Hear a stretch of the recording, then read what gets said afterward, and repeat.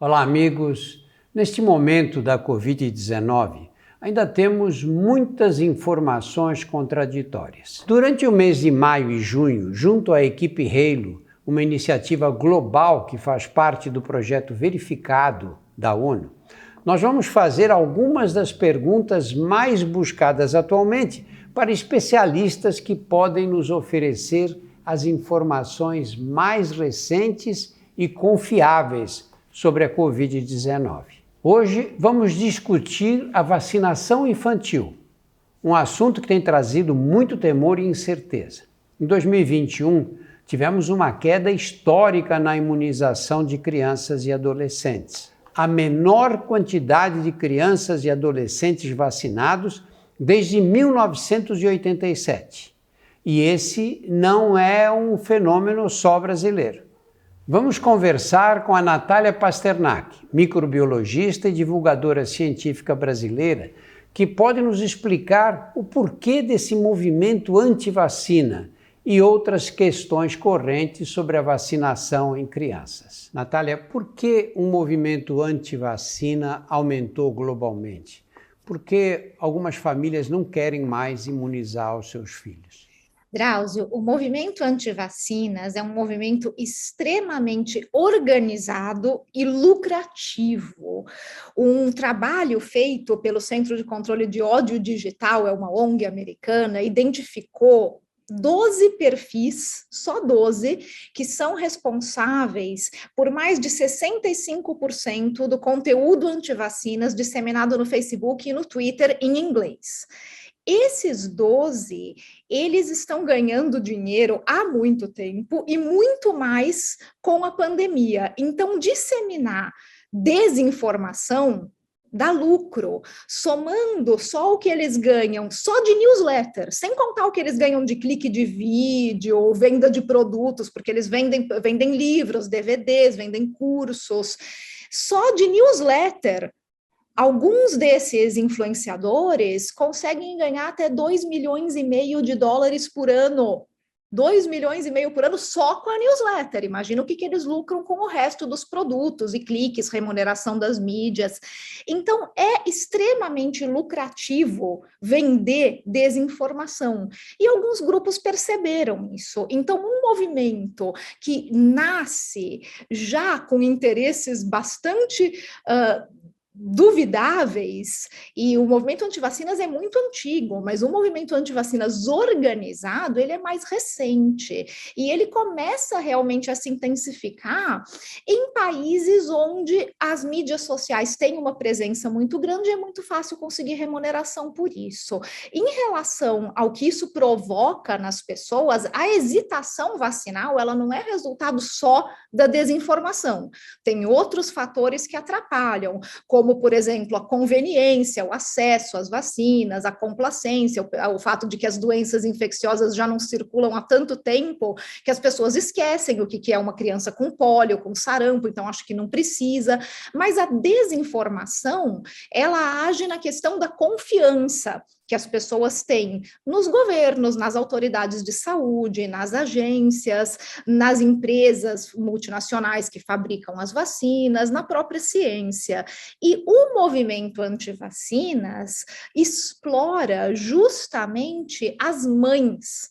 Então, desse mesmo trabalho do Centro de Controle de Ódio Digital, eles conseguiram identificar que desses 12 perfis e mais alguns que eles estudaram, a maior parte do conteúdo anti-vacinas é direcionado para mães, especificamente tentando mexer com a responsabilidade, com a culpa delas.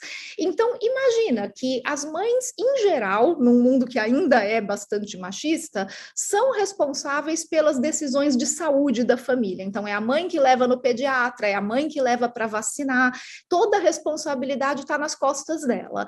E, de repente, ela se vê num mar de desinformação que é direcionado justamente para ela, colocando a dúvida, semeando a dúvida, dizendo, você tem certeza que você vai vacinar? Olha aqui essa criança com sequela, e eles colocam fotos, olha aqui essa criança com autismo, você vai fazer isso com o seu filho? A decisão é sua, hein? E toda a desinformação, então, é direcionada para elas. E, obviamente, isso abala muito, dá muito medo, muitas vezes são mães jovens, é primeiro filho, e elas ficam se sentindo responsabilizadas por essa decisão. Outra coisa que acontece é que a gente tem um mecanismo psicológico, e claro, isso é explorado na relação com as mães, que é o viés de inação. Então, não fazer sempre parece mais confortável do que fazer. Se eu não vacino e a criança ficou doente, foi a vontade de Deus. Mas se eu vacino e acontece alguma coisa, fui eu que fiz. O que é completamente errado, porque não vacinar também é uma escolha. Claro. E uma escolha que expõe a criança a doenças que podem ser fatais. Mas a gente tem isso chama em psicologia viés de inação. Então, como você vê, né, Drauzio, é um movimento bem cruel. Natália, você falou em hesitação vacinal. Qual a diferença entre hesitação vacinal e negacionismo? Hesitação vacinal é justamente o que faz as pessoas não se vacinarem.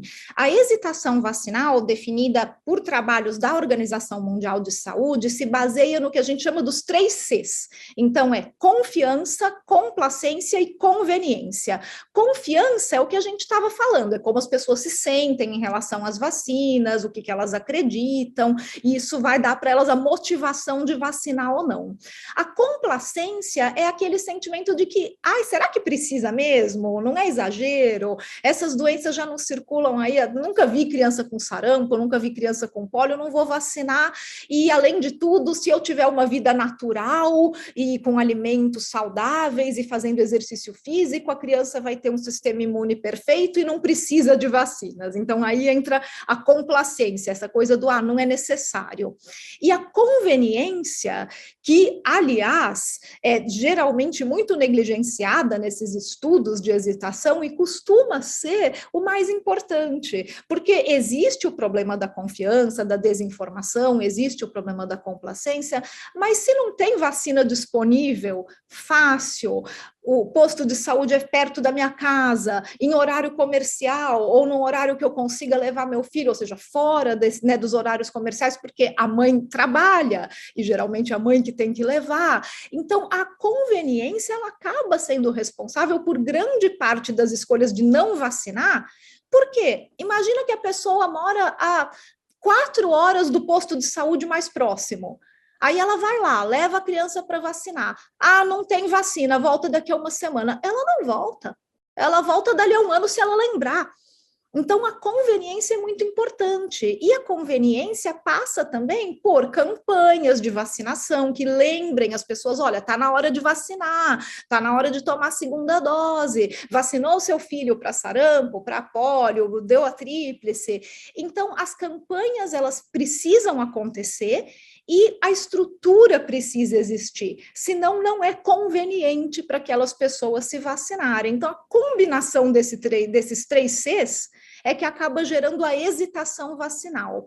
E o negacionismo não, o negacionismo é realmente o movimento anti-vacinas. Negacionismo é uma mentira programada para enganar pessoas, é deliberado.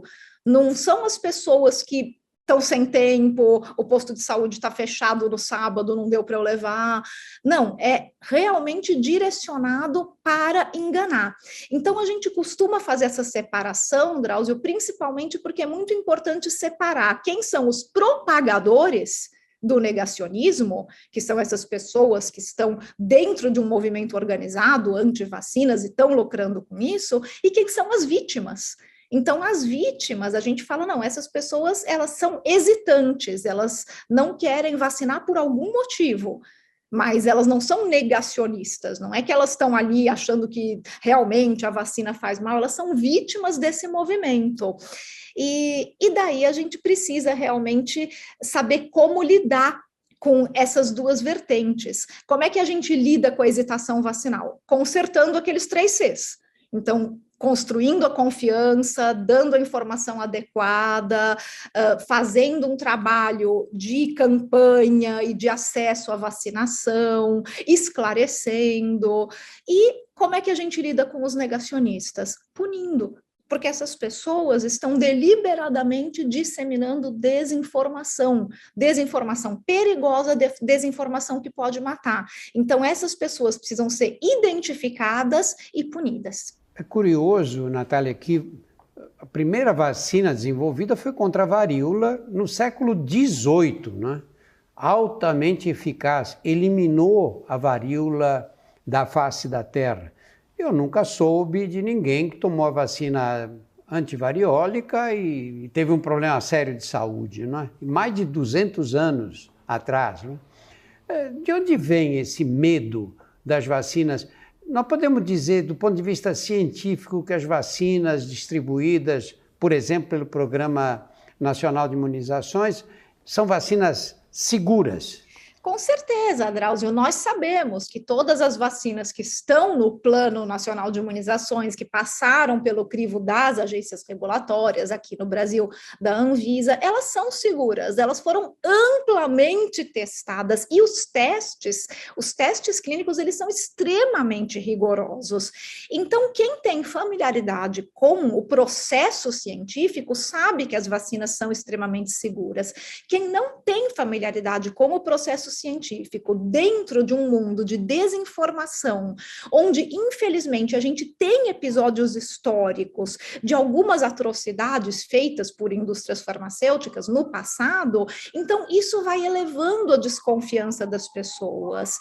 E daí entra o papel realmente do comunicador de ciência, de conseguir esclarecer como é o processo científico, admitir que realmente a gente tem algumas histórias muito tristes no passado e que por isso mesmo é tão importante que a ciência se autofiscalize, mostrar que a academia faz isso, a comunidade científica faz isso, existem padrões de ética que precisam ser respeitados, mas que as vacinas que tem no mercado hoje, elas passaram por todos esses processos rigorosos. Então, a gente tem sim a certeza de que elas são seguras e que elas foram amplamente testadas. O que a Organização Mundial da Saúde e as empresas que fabricam vacinas dizem a respeito da vacinação de crianças? Estão absolutamente seguros de que essas vacinas são vacinas que não causam problemas maiores de saúde? Completamente seguros, Drauzio, porque as vacinas são testadas para todas as faixas etárias. Então, o mesmo processo rigoroso que acontece quando a gente testa em adultos, acontece quando a gente testa em crianças. E as vacinas têm que ser testadas em crianças antes de serem liberadas. Existem às vezes, algumas diferenças de dosagem, então, tem dosagens especiais para crianças, às vezes o regime de doses é diferente, 2, 3 doses, para o adulto é um pouco menos. Então, tem diferenças, mas que são justamente testadas nesse mesmo processo, que é um processo de testes clínicos super rigorosos. Então, não tem por que achar que vacinação de criança tem alguma diferença em relação à vacinação de adulto. Olha quantas vacinas a gente tem no calendário vacinal infantil e há quanto tempo. O senhor mencionou vacina de varíola, vacina para pólio, por exemplo, que é uma vacina infantil, a gente já dá há mais de 60 anos.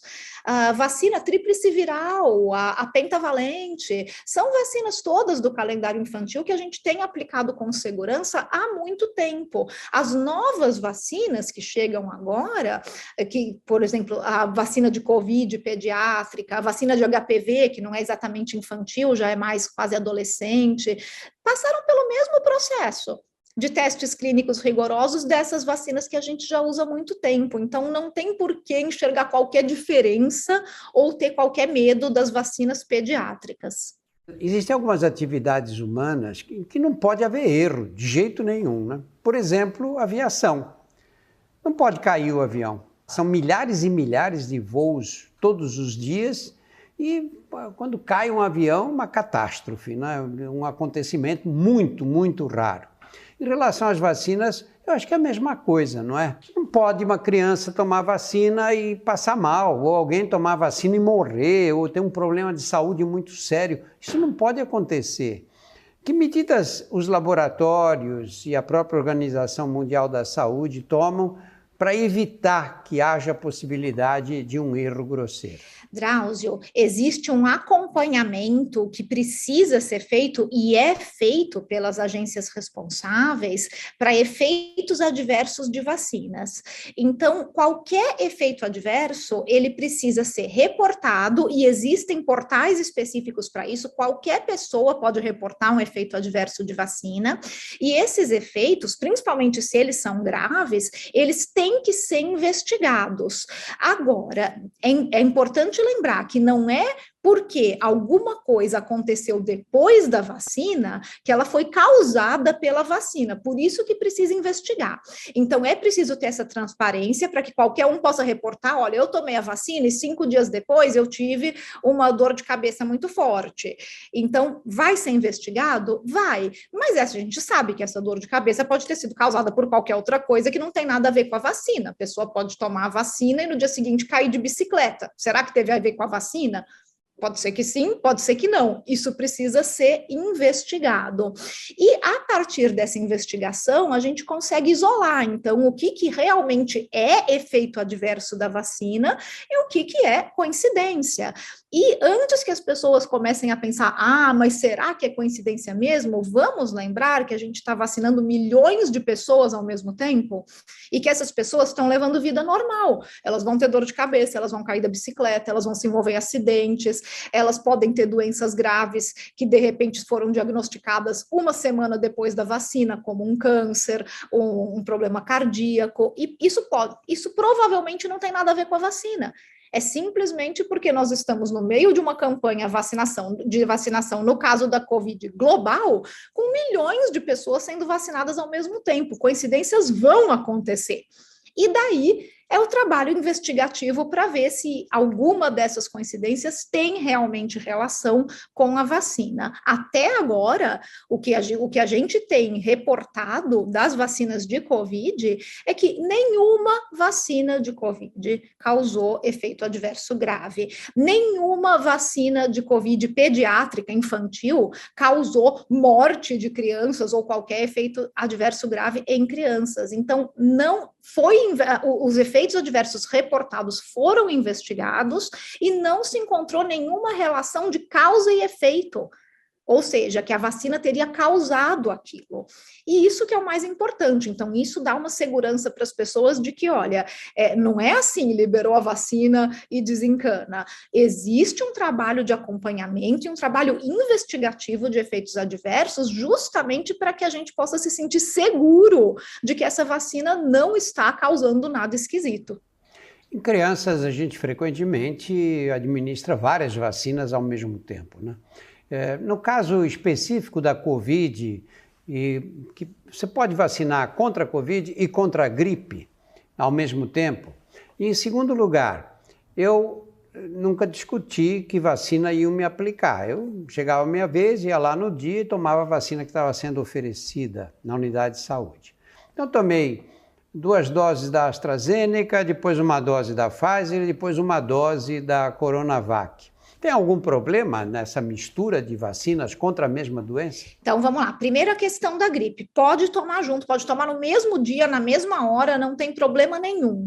No começo, estavam pedindo para separar um pouco, para dar um intervalo de tempo entre vacina de Covid e de gripe, justamente por causa dos efeitos adversos, para poder identificar. Se a gente toma as duas de uma vez e depois dá algum adverso, a gente vai ser muito difícil identificar qual vacina que poderia estar relacionada.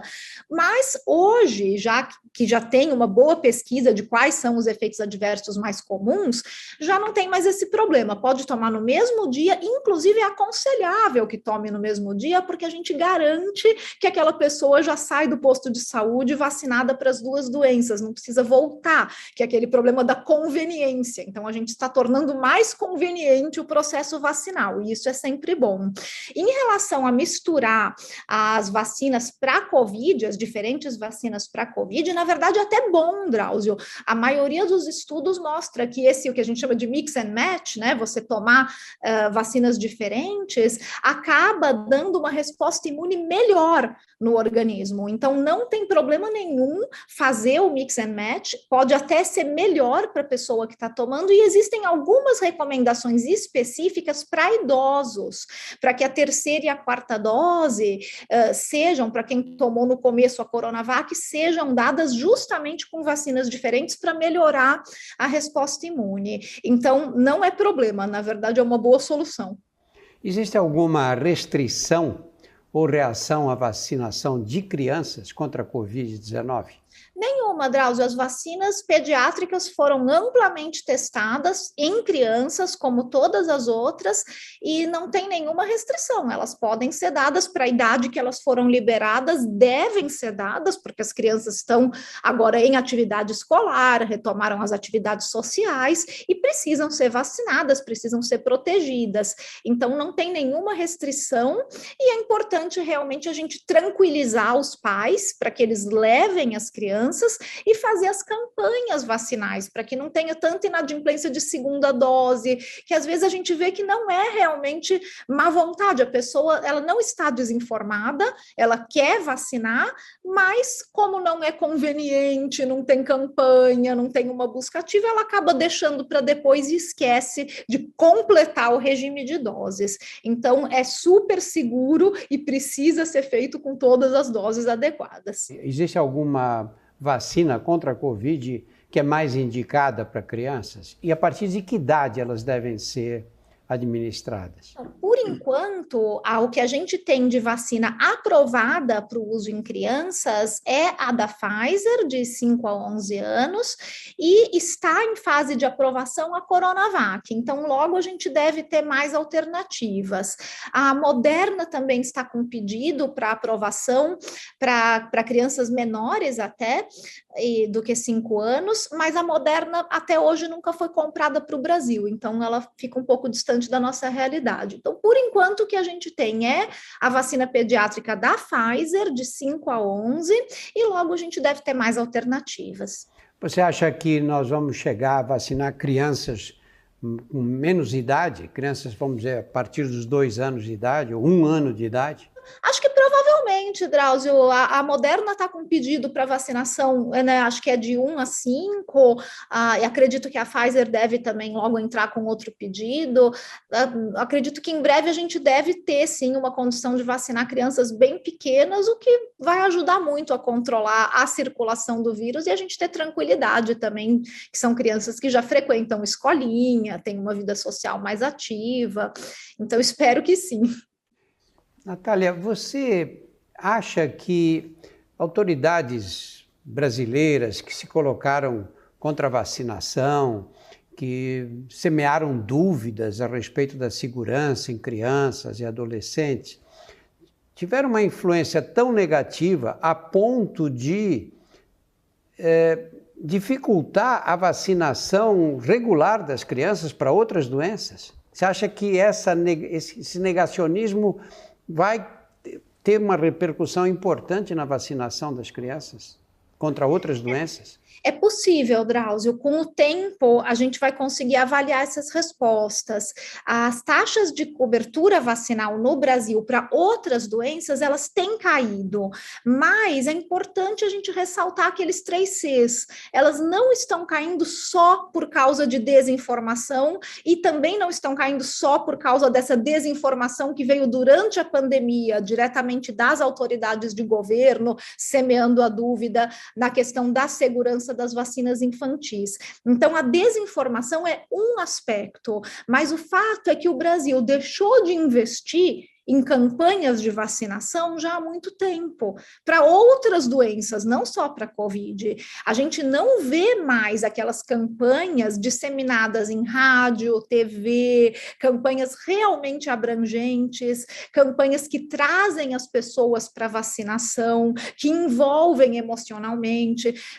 Acho que você deve lembrar melhor do que eu, né, Drauzio, quando tinha antigamente os dias nacionais de imunização, e a vacina ela era muito celebrada. Então, vacinar era uma celebração, as pessoas tinham uma ligação emocional, enxergavam a vacina como um direito do cidadão, e as campanhas eram voltadas para isso, para lembrar da importância das vacinas, para lembrar que tem vacina no dia X, no posto tal, e as campanhas foram perdendo. Primeiro elas perderam esse envolvimento emocional, depois elas perderam aquela informação do porquê que vacinar é importante, e daí elas começaram a ser só campanhas informativas. Olha, vamos vacinar para pólio nos dias X, no posto tal, na cidade Y.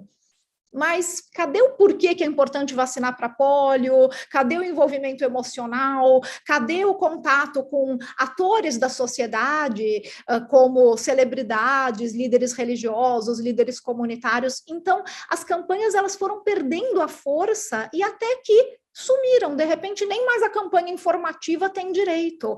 Então é difícil colocar a culpa disso tudo só na desinformação, mas que com certeza a desinformação piora isso tudo, certamente piora. E eu acho, Drauzio, que tem uma retroalimentação também, porque o governante, as autoridades, se elas disseminam justamente essa semente de que vacinação pode ser perigosa, vacinação não é importante, ao mesmo tempo eles também não investem em campanhas. E uma coisa justifica a outra. Eu não estou investindo em campanhas porque eu nem sei se vacina é bom. Então, acho que a gente vai criando um círculo vicioso muito perigoso para o Brasil, justo para o Brasil, que sempre foi um exemplo de vacinação para o mundo. Natália, muito obrigado pela sua presença. É muito importante esse tipo de discussão, mostrar que as vacinações eliminaram algumas doenças do mundo, e várias delas do Brasil, e que as vacinas são absolutamente seguras e que há necessidade de vacinar as nossas crianças. Esses esclarecimentos que você fez hoje são fundamentais e você faz isso muito bem. Muito obrigado. Eu que agradeço, Drauzio, e vamos continuar lutando para que o país continue sendo um exemplo de vacinação para o mundo, como sempre foi. Continuem acompanhando. Na próxima semana, teremos mais um especialista da equipe Halo respondendo dúvidas sobre as medidas de prevenção nessa nova fase da Covid-19.